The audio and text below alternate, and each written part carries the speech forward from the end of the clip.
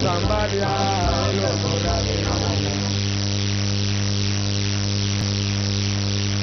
cette indépendance, 60 ans après, les autres amis, toujours qu'au fêter, qu'au festoyer, journée, nabiso, bakoko, babunda, bapapa, babunda, bakufa, misusu, peut-être bazali, biso sur la roulade, on est quand même là.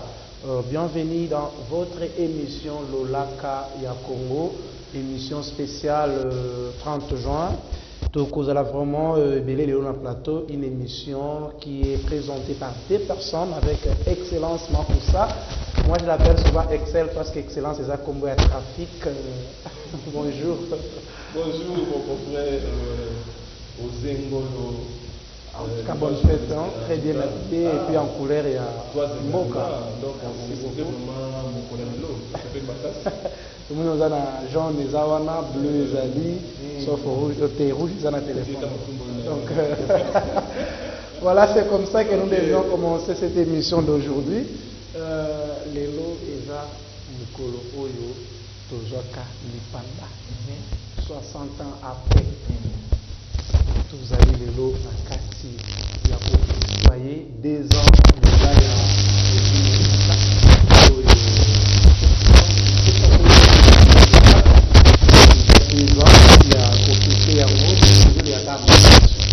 vraiment,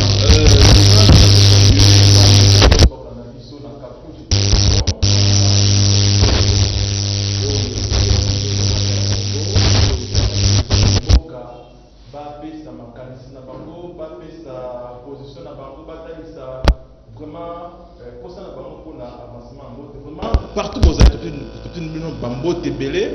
l'homme de Dieu, le prophète Moïse Kakouji.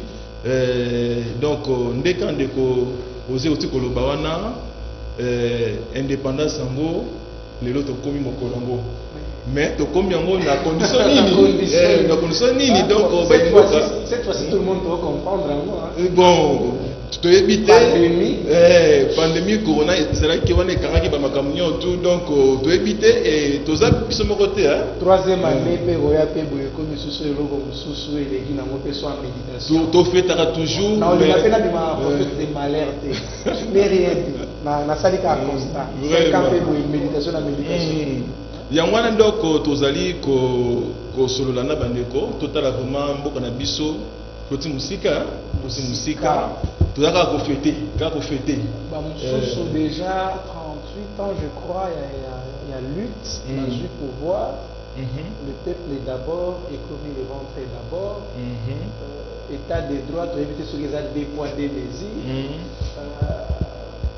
mariage cash FCC, l'amour tu éviter ce qui est comme lala. Donc le 30 juin oyo et na vamoko boye na éviter ce qui après yango makamuni et qui ya na mboka ya sika tu éviter est-ce que et combien de développement na mboka na biso changement et kota mais tous à la na même rythme il y a méditation. Bon, pour moi rien n'est encore perdu. Nous avons toujours espérons encore. Espérons, nous avions un président chrétien. Nous avions eu la chance d'avoir moi jeune Nicolo dans le pouvoir malgré jeune amoto bandao de la batata jeune baye, mais c'est comme si jeune amoto bazoli baba comprendre qu'il faut travailler pour le service à peuple. Normalement congolais azala ndengwana congolais ayambaka mutu nyonso malamu. Mais ce qui a moni ake amoni vraiment pour ça na ekukisa mite tango abalaka mutu. 2023 qui m'a invité aux choses à la candidat ou pas. Des biso toza nano awa pona ko sunga ba imboka. Au micro, en tout cas biso sikoyo te biso toza nano ko servir population.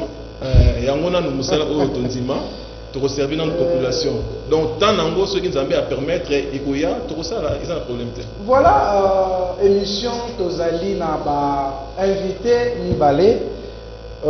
Il y a monsieur Jean-Claude Mwena Azali juriste, Azali communicateur, Azali membre de la famille politique Moko, pour découvrir Yango à tout à l'heure, Azali un historien Moko, Jonathan Kabwika. Donc, nous avons l'opération spéciale 30 juin, cela n'empêche que tout ça la débat. Débat la plateau que ça la. Oui, yangonde. Que tu as pouvoir. Voilà. Donc moi on a pas moi dans la carte bisawa.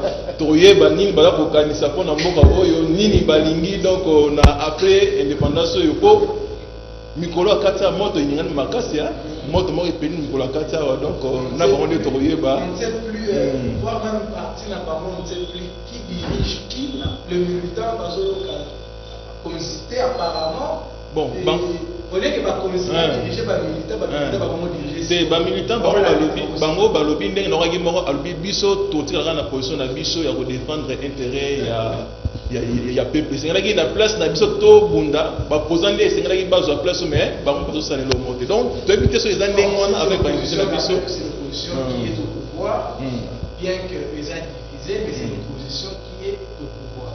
Il y a M. Jean-Claude Moena, il y a M. Jonathan Kabwika invité na biso ya lelo topesi bino mbote tobandi na M. Jonathan Kabwika mbote na yo et bonne fête. Merci na yo pe mbote ndeko mbote ndeko excel. Pe na pesi mbote na débatteur na ngai ndeko Jean-Claude. Mbote ndeko Jean-Claude Moena en couleur de la République démocratique du Congo olati yango ya na nzoto et boye malamu émission na biso. Merci beaucoup. On a précisé notre mbote aux le cadet des journalistes, comme j'ai l'habitude de dire aussi. On a précisé mbote Excel, chevronnier aussi de la presse. Les pasteurs de la presse. Pasteurs de la presse. Et pasteur na le cadet mémoïnda. On a un historien, Jonathan Kabwika. On a précisé mbote na ba imboka nyoso ba ko na biso na ba personnel nyoso ya Kabudi télévision. Merci beaucoup. Gosenga kopusa moi micro pour bandeko bayo kapenda na so malamu nandaku. Ndeko Excel, nous avions des grands invités. Okay. Nous allons commencer la même question na historien. Yé loko lazali historien. Papa lelo tozali dans 60 ans depuis tozo indépendance. Yo oza historien plutôt. Que devons-nous retenir de ces 60 ans, de ces fameux 60 ans d'indépendance? Merci. 60 ans après avoir accédé à la souveraineté nationale ainsi qu'internationale, c'est 60 ans de lutte, 60 ans de peine, 60 ans de privation et 60 ans d'espoir. Le 30 juin de chaque année, les Congolais a sengeli bongo ko kanisa mayesalite bisoto koma ba Congolais lelo. Congo lokola mboka etikala jamais coexister. Congo ezali bongo association to pe lisanga ya ba espace géographique o ezalaka ya mbote mundele aya. Tozalaki na ba royaume Congo, na ba royaume Luba, tozalaki na bazande ainsi de suite.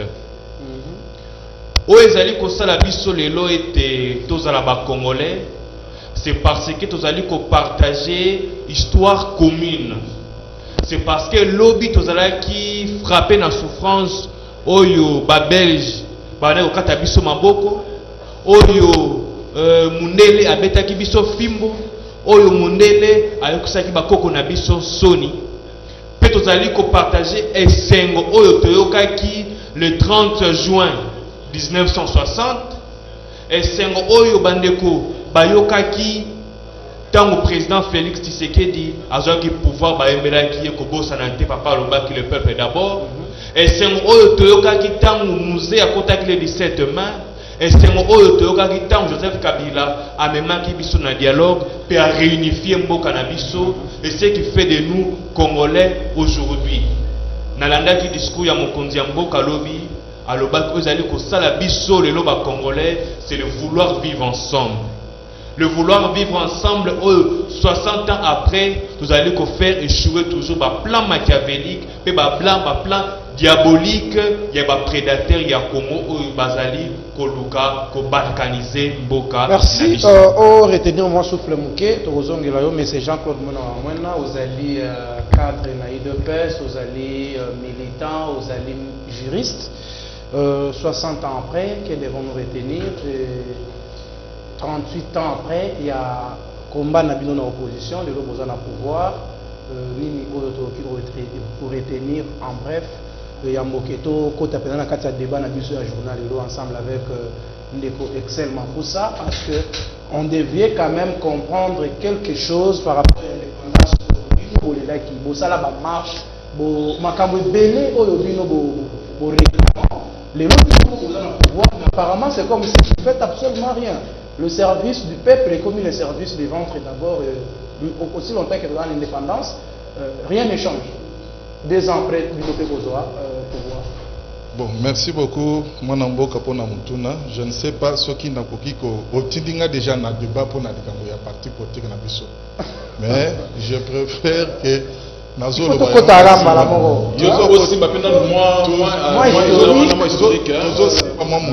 par rapport d'abord il y a indépendance en Mboka Nabiso.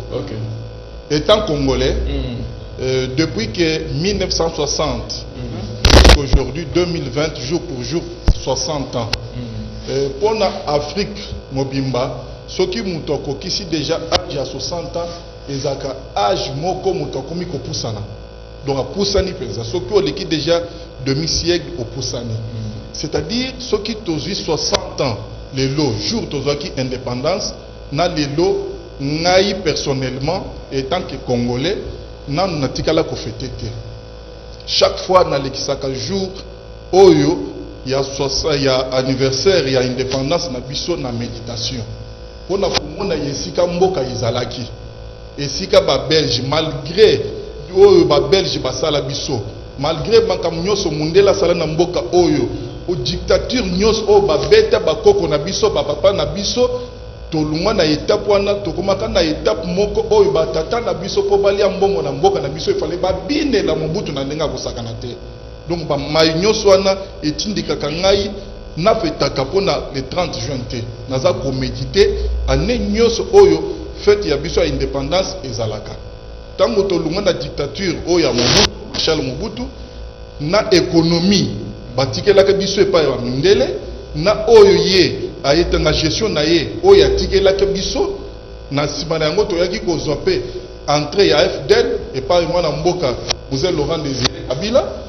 Malheureusement na boye inaye na mboka na biso na bokonzi amemelaki biso difficulté oyo tozokoka ko résoudre les lotés bato ba côté le biso ba mboka ba Rwandais ba côté bipai be ba côté tina ba institution ebele ya mboka na biso. Donc 60 ans oyo tozoko fêter lelo pona ngai ezalaka ya méditation mbula na mbula pona komona bipai wapi mboka na biso ezalaki na bipai wapi mboka na biso ezali. Mboka na biso après indépendance mboka na biso etambolité. Circuler dans cercle vicieux. Donc à la place d'évoluer, tu évolues dans bisoté parce que chaque fois nous parlons de l'indépendance, faites l'indépendance, il faut toujours réfléchir mundela kenda atike la biso nini biso peta moto zimboka et lokoni biso peto sali auto avancer sur le plan économique, sur le plan politique, sur le plan sécuritaire et lokoni biso to sali. C'est pour cela que na lekisaka ngonga oyo journée oyo ya indépendance na kati ya méditation ebele par rapport ya nenge otuni biso le ventre d'abord à la place ya peuple d'abord. Non, tata oyo ya biso politique mentor na biso Etienne Tshisekedi Omulumba abimisa biso na école oyo ya gestion sangabeji, abimisa biso na école wana tangisa biso ndenge nini mutu akoki kosimba mbongo ya l'état te pona ekoma mbongo na ye acha na libenga na ye tobima na école wana. Peuple d'abord eza solgante, peuple d'abord pona biso ezali socle, ezali boussole. Papa atikela biso testament oyo tokoki kobosa na teti lelo, atikela biso état de droit, atikeli biso bonne gouvernance. Donc biloko mibale wana ekotikala kobunga na mutu na biso te. Biso ba ya IDPS na niveau ya parti toza na commission moko ya doc oyo soki yo yoki membre moko ya gouvernement il y a parti politique UDPS atie boko na ye na mbongo ya leta yaka na parti commission ezali biso toza kolandela ba député na biso toza kolandela ba ministre na biso na ba mandataire ya mutu nyonso kozala nommé sous la belle ya parti ya UDPS soki ke détournement eza quelque part biso moko ba UDPS tozo banda ko sanctionner. Merci ndeko Jean-Claude Mwina wa Mwina. Tozali en direct na Kakutu télévision pour na ko réfléchir ensemble na ba imboka bako na biso na bandaku na o Italie lipanda tozo na mboka na biso. C'est pour cela que mbeli bino ba invité mi balé ndeko Jonathan na ndeko Jean-Claude. Alors ndeko Jonathan na ye na ngambo na yo pona kotuna yo motuna oyo kotala ndenge mboka na biso tozwa depuis tozwa indépendant ti to komi lelo. Est-ce que toi koloba ke lelo évolution ezali ou bien toza kaka na même système oyo to zalaka nango avant même indépendance? Merci ndeko Excel. Mutu akolaka na elongi donc aspect physionomique na mbula na maturité pe na mayele. Congo na biso ekoli. Mais malheureusement à cause de ma faculté de sauter Congo est mongol, c'est-à-dire nous autres écoli mais buzo ba ezaka kanakati. Problème ya Congo lelo c'est parce que ba imboka ba bazali ko kamba biso bazali ko pesa place importante te na histoire basengeli ko consulter histoire maye mazali ko lekana lelo ezali maye malekanaka kala. Tozo accéder à l'indépendance en 1960. Bien sûr, na volonté il y a la Belgique. Il y a Mwana Lumumba à Koloba na discours naïe que si nous avons eu cette indépendance, c'est par la lutte qu'elle a été conquise. Donc indépendance ezala ki cadeau té. Ezala ki té to bunda ki pona yango. Toza le 4 janvier 1959. Atako bato bakolobaka te mokoloan bitumba ezalaki mpona match tout ça bato bakolaki non. Toza na 1959 Belgique est proposé autobengi plan décennal pour que toya kozwa indépendance vers l'année 1980. Donc la Belgique n'était pas prête à posséder Congo oyo esaliete akoma lelo.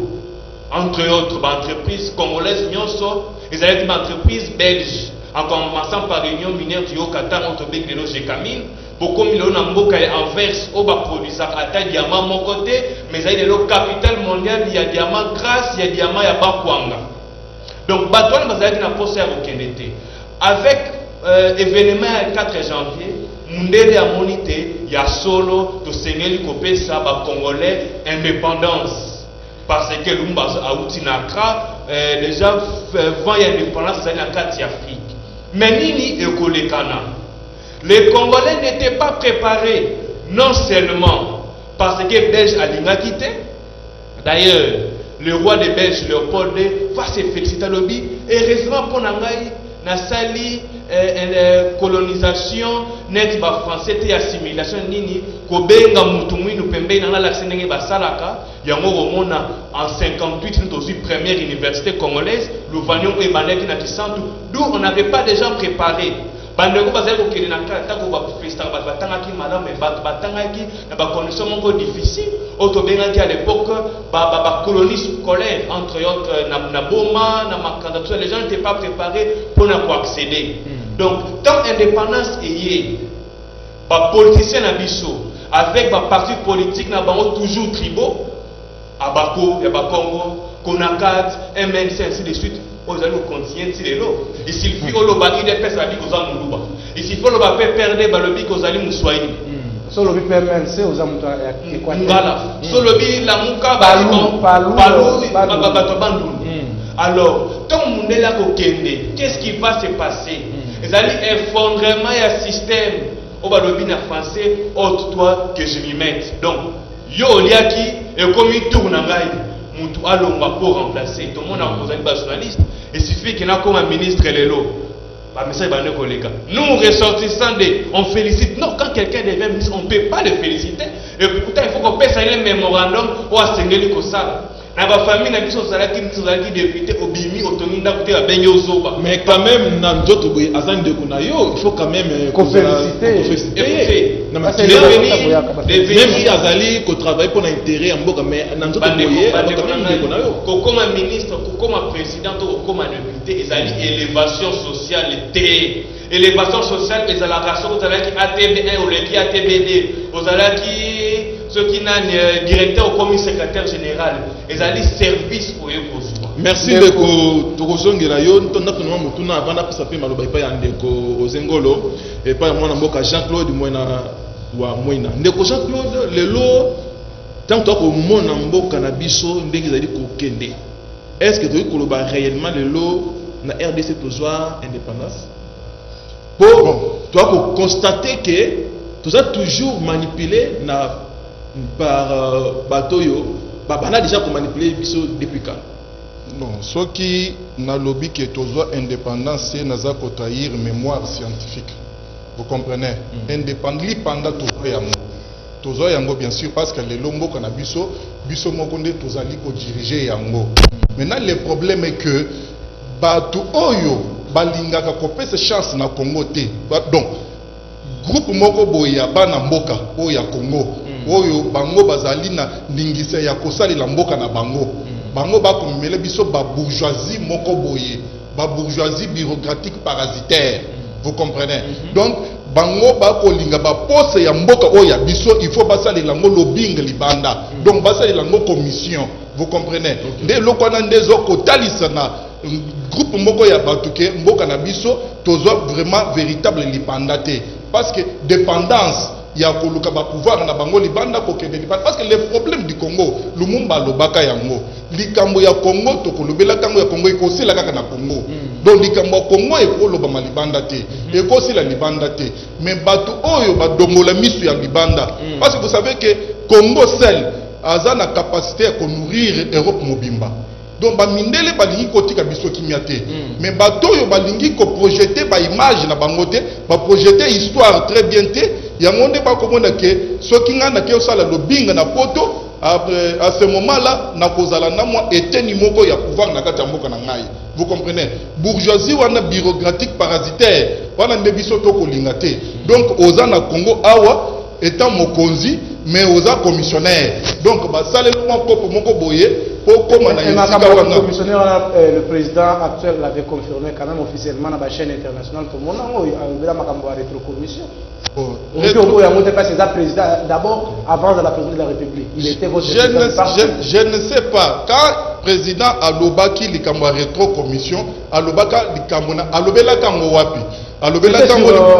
TV5, je vous explique, tout le monde a suivi. Alobela yango pona likambo oyo lekaki awa na kati ya mboka na biso. Ezali commission ya pouvoir te. Vous comprenez? Ezana batu tozo ko lobela pona commission ya pouvoir, se maintenir au pouvoir.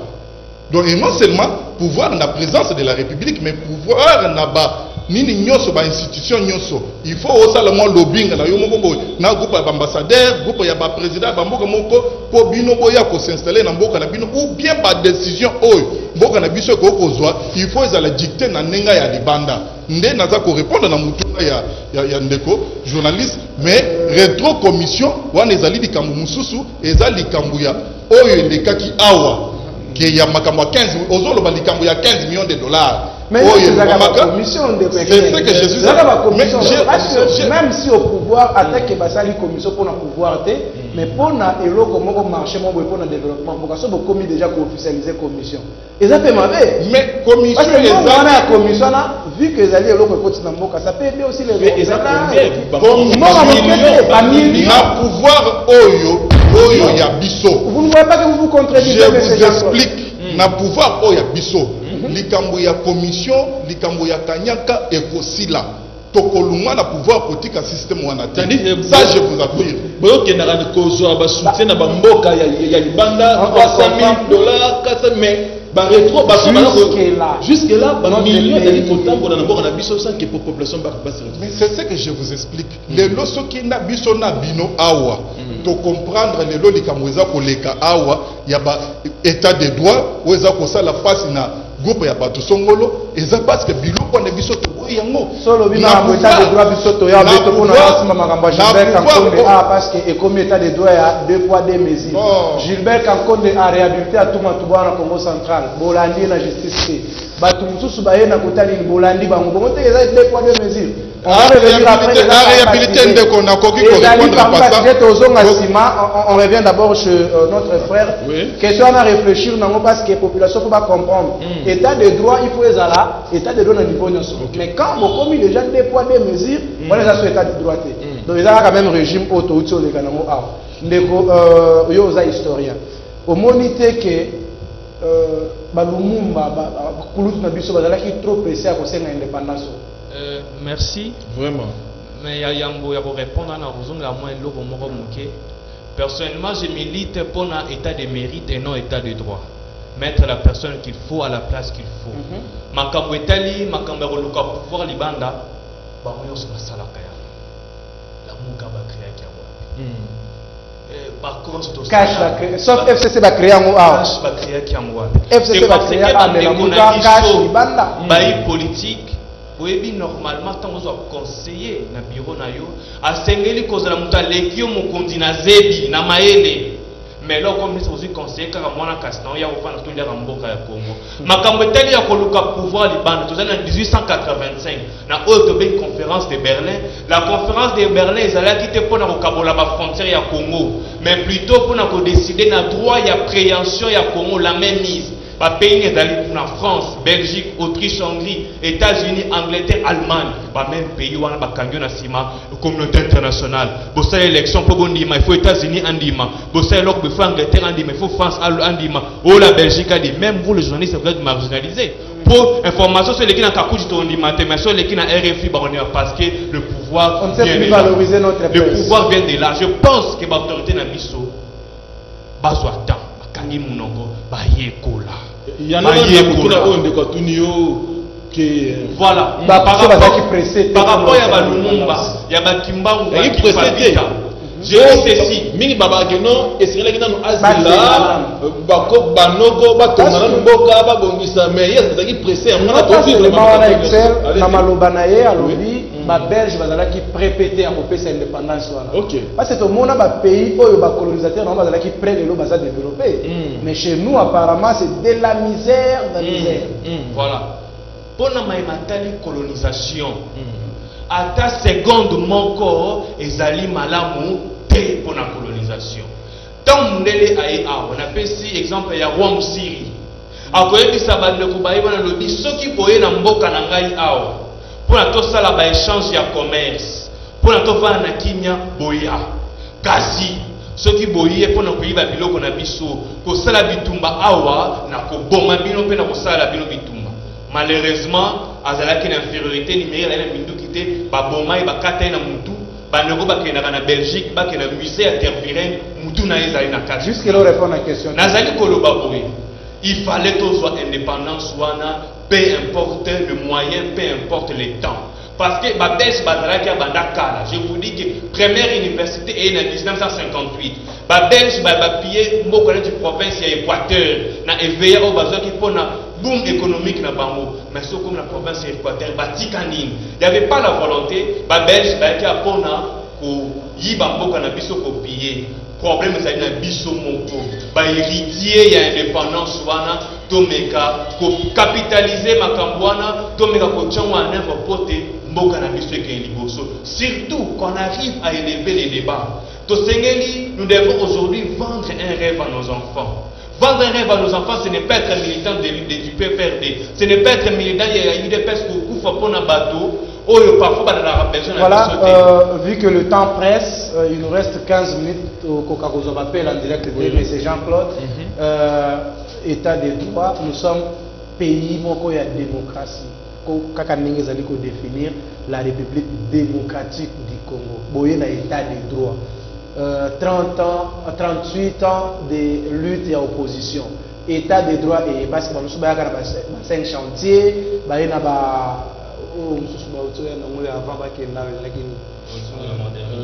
l'évolution de la modernité, tout le monde a ma maquette, si les deux allaient réaliser. tout le monde a aéroport à Sika et à T, tout comme ça, il y a des moutons, on ne sait plus où on est. Alors, état de droit, on est encore dans la deuxième année de l'état de droit. Mais l'état de droit, moi, apparemment, c'est comme si ça deux poids, deux mesures, M. Jean-Claude Mono. Bon, Bolanda qui na discours, il y a chef de l'État, qui na Boutou, on a dit qu'Italie. Vous savez, et loko yo babengi état de droit, biso tokokaki kolobela yango te. Vous comprenez? Parce que dans un État, dans une république responsable, et loko ba lobby état de droit, il fallait qu'il y ait automatiquement. Vous comprenez? Dans l'andine de quoi lobby awa que ceux qui va nommer Moutokomona nous ressortissants des. Vous comprenez? Biloko wana baza ko sala yango pe lisusu ceux qui ndekomoko ba bénéficier na justice. Comment ça fait-il que on dit on gérer, on dit on va le nommer quelque part au kamba eteli ya pouvoir ba pesio na misolo ya l'état ils ont côté na secteur na yo. Mais quand on a kosala wana ezali malamu. Mais ceux qui va bénéficier na justice yaka o pesa biso éclaircissement sur les Kambusongolo Fulani, on est commis nous ressortissants des. Vous comprenez? Donc ce sont des habitudes oyo et autres alanamo malamute. État de droit effectivement, si c'est nous l'IDPS, nous on est au pouvoir. Pour ne pas instaurer cet état de droit, on ne voit pas pourquoi la raison d'être. Mais pourquoi pas éviter aussi Gilbert Kankonda qui ne peut pas parquet, toi qui ne peut pas éclaircir par rapport à la réhabilitation à Tomato Boana, mais écoute, ce qui vient de se passer dans le marché central il y a quelques jours. Écoute un peu. Si ceux qui bosa kolobela likamo ya état de droit, ceux qui bosa na pour réfléchir penza malamu, to salina no inanete. Mutu ya liboso oyo ya kokota na prison makala iteki. C'était le collaborateur direct du chef de l'État. J'ai donné le bon. Collaborateur du chef de l'État. Non, c'est ça. Parce que ceux qui bakangio, que justice, tango baza ko lande la bamoni ke likambo oyo ba bengselo na justice eza na ngobongote baza ko relâcher yo. Juge ou magistrat za na possibilité mibale pour relâcher yo ou bien pour retenir yo par rapport ya eloko. Non, wana eza état de droit. Non, ba pona likambo ya état de droit. Likambo atu biso IDPS soki mutu ya membre ya IDPS moko atie maboko na ye na libenga ya l'État yeba ke place na ye eza na makala bokotikala komona biso mokolo moko te tobimi na balabala pona koloba ke ressortissant de non, cette histoire là ezate biso IDPS toko se comporter comme ANC oza sirke na ngam na bino na IDPS ata mutu moko te atie loboko na ye na libenga ya si vous avez l'information ce n'est pas son argent. C'est l'argent des paisibles congolais. Paisibles citoyens. Ba maman na biso bazo bimatongo, ba ke koso mama ba, bazo ke ndokoso bandunda bateka. Yo vandi ko zombongo, ocha na libenga na yo. Et comment ya yo? Mais qui est Zali? Ba imboka ba ko kamwa état de droit ngoka ka muko na alubi boye, ba balamoko ba ko kamere ko sa ba ko simena ba ko misusu. Ceux qui ba beki boye moi, le pouvoir des ministères publics, même quand il y a suspicion, on peut vous interpeller. C'est ça le pouvoir des ministères publics. Il va vous interpeller. Après l'audition, ne pas que non, likambo oyo to bengelie ezali nango bongo te. Likambo to bengelie ezali bongo. C'est-à-dire état de droit eza ko épargner mututé. État de droit ezali pour na biso parce que la justice élève une nation. Vraiment. Ce n'est pas la politique qui élève. Vous comprenez? Donc politique na mboka na biso nde depuis 1960 na biso to komi au moins eloko moko eza awa parce que on a voulu séparer la politique et l'administration. Vous comprenez? Une fois séparé la politique et l'administration, c'est pour cela que le Congo se retrouve dans le gouffre du sous-sol. Vous comprenez? Imaginez-vous qu'un diplôme, il y a un licencié qui a accepté d'être enseignant. Licencié qui a accepté d'être médecin quelque part. Vous comprenez? Dans un diplôme, il y a licencié, il y a un à la députée, à la ministre, mais il devient un homme super. Vous comprenez? Parce que le trait d'union là qui sépare des commissions Bisso Nakati à Libunga. Et bien les lobes qui belé par la télévision, nous sommes le nationalisme. Non! Nationalisme ne se dit pas, ça se constate. Vous comprenez? Ceux qui sont nationalistes, ils ont constaté que réellement c'est un nationaliste. Un nationaliste, c'est un moutou à l'Inimboka.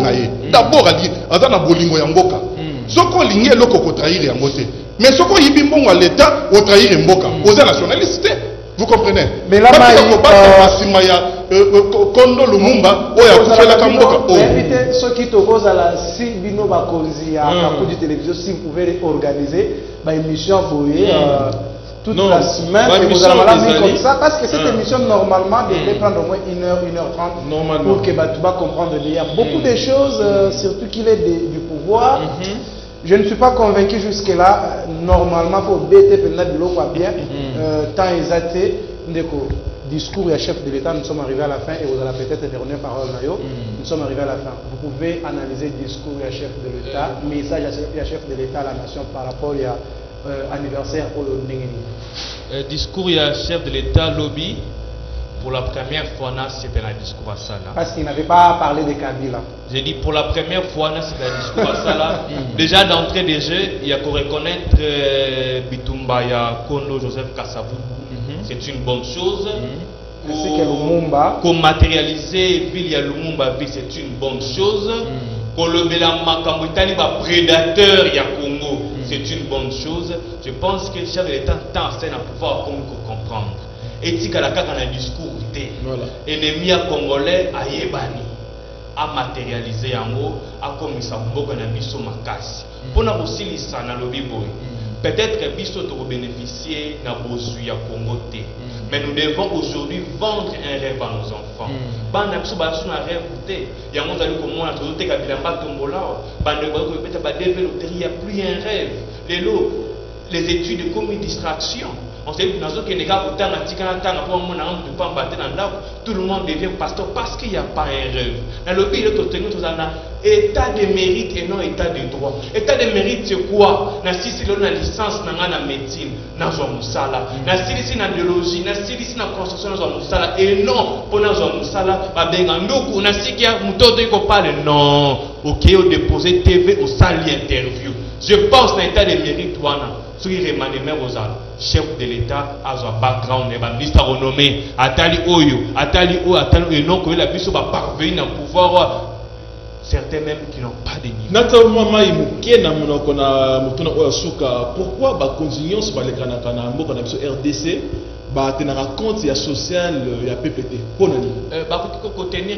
parce que dans Congo la seule voie vers la richesse est politique.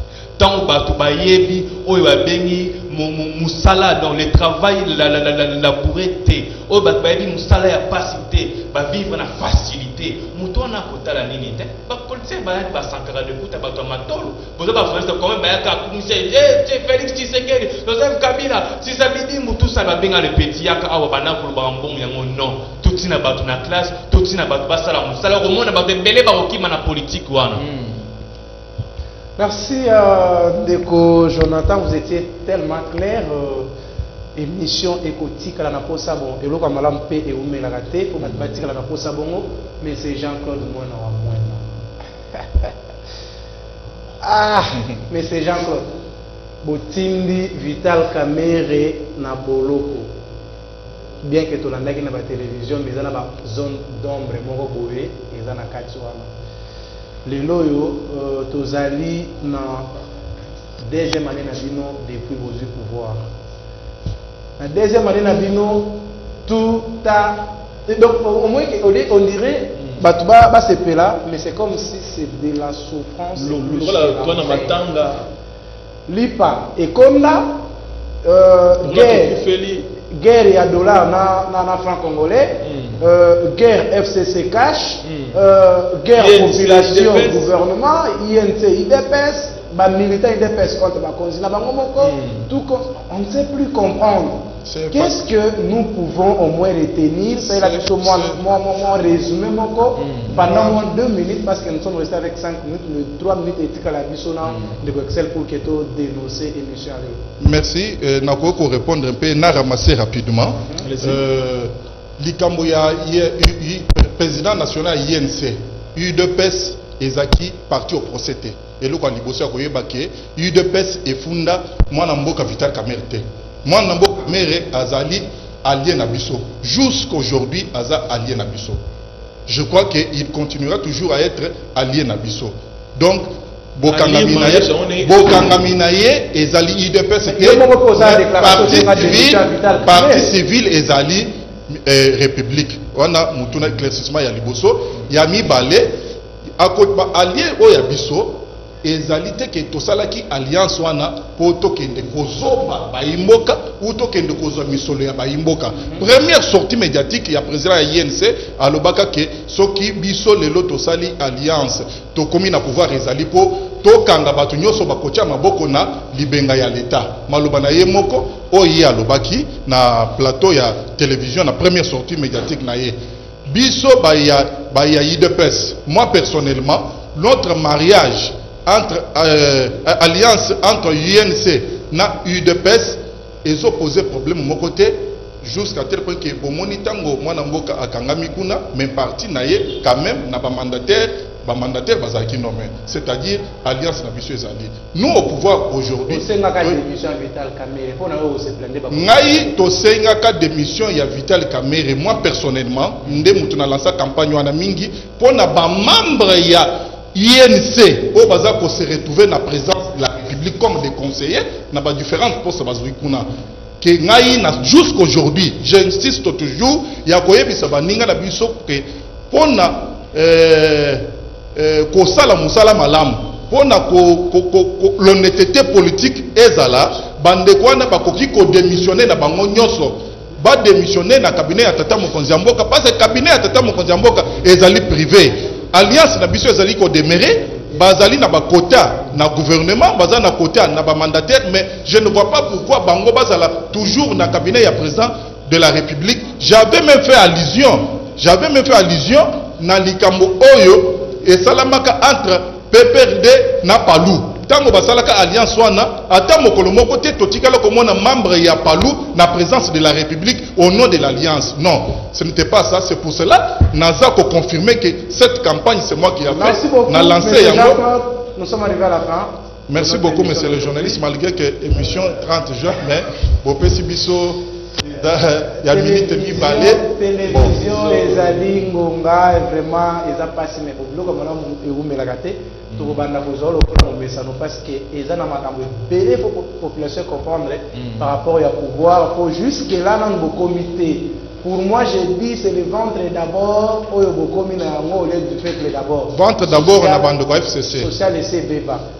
Merci à vous de nous avoir honorés pour la présence Nabino, pour la héros vraiment Nabino de Sukiwana, Ndeko Excel, votre mot de Soka au Keto Lukamona pour dénoncer. En tout cas, merci Ndeko Zengolo, merci Nabandeko Nyos Balandi Biso, Nakaku du télévision, tout le monde est un héros dans l'ombre. Oyo basimbaki ndeko JC na ndeko Joël Mumbala bazalaki kuna vraiment ofu emole pour repesa ba qualité ya kitoko na banda kuna bino. En tout cas bolandi ba analyse bandeko basali soki SPDCO vraiment réagir aussi na ba SMS na ba numéro tout wana sope olizingi o participaka na ba émission na biso bien avant biso na ba numéro po ezali wana toko bongisa pe mokolo to yamba ko na to solo toujours ma solo ya mboka awa na Kaku télévision vraiment ba mboka ngape naza ko tombela bino fete lamu ya lipanda ya mboka na biso. Je crois que na suki wana pona pona yelo. Merci Ndeko Excel Makusa nazalaki na esengo mingi ya ko animer na ensemble émission lelo. Moi également un grand plaisir parce que j'aime souvent des émissions en boé pour na koluka moya ko bimbisa moi oyo toyekola na kelasi. Voilà ozalaka tellement ebele bolinga Kaku télévision émission lelo komi na suka ngai na retrouver bino à tout à l'heure à minuit avec émission Zik Love et puis rediffusion émission c'est juste après l'émission Zik Love de Bobolande la yango lisusu, mais vous pouvez télécharger na YouTube sur Zoom Congo plus TV et voir même na Bopeto TV officiel pour na télécharger en Bobolande yango à tout moment.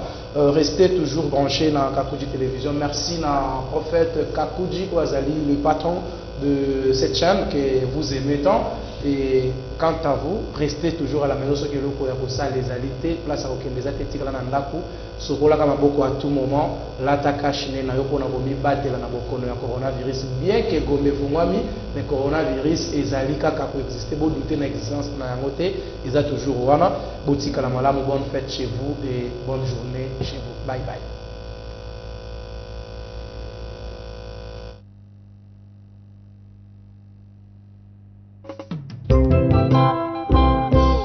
Congo mon pays, vula na vula ya souffrance abana Congo. Peuple congolais azalaki se kolela na systeme ya mpasi mpe ya dictature. Kasi Nzambe ayoki losambo mpe kolela ya bana Congo. Le 17 mai 97, Abdel a libéré Bokabo Bimao. Peuple congolais, biso banso tozala nsima ya démocratie, bozotonga Congo ya lobi. Majorité, la opposition.